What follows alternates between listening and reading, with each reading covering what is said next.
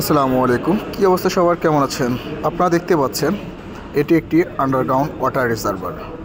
অর্থাৎ প্রত্যেকটা কনস্ট্রাকশন কাজে বিল্ডিং যেগুলো করা হয় প্রত্যেকটারই নিচে এক একটি করে আন্ডারগ্রাউন্ড ওয়াটার রিজার্ভার তৈরি করা হয়ে থাকে। সেক্ষেত্রে পার্সন ওয়াইজ অর্থাৎ ওই স্ট্রাকচারে ওই বিল্ডিংয়ে কতগুলো মানুষ বসবাস করবে তাদের মাথাপিছু পানি হিসাব করে আন্ডারগ্রাউন্ড ওয়াটার রিজার্ভারের সাইজটি হয়ে থাকে।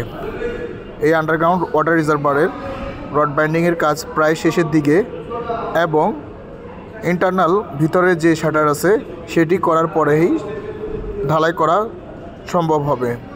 আপনারা দেখতে পাচ্ছেন পুরো ওয়াটার রিজার্ভারটাকে লেভেলিং করে নেওয়া হচ্ছে যাতে করে কোনো প্রকার আপ ডাউন না থাকে। দেখতেই পাচ্ছেন এখানে আশেপাশে অনেকগুলো মাটি ভাঙছে এবং পানি আসতেছে, তাই যত দ্রুত সম্ভব কাজটা কমপ্লিট করা উচিত। ধন্যবাদ।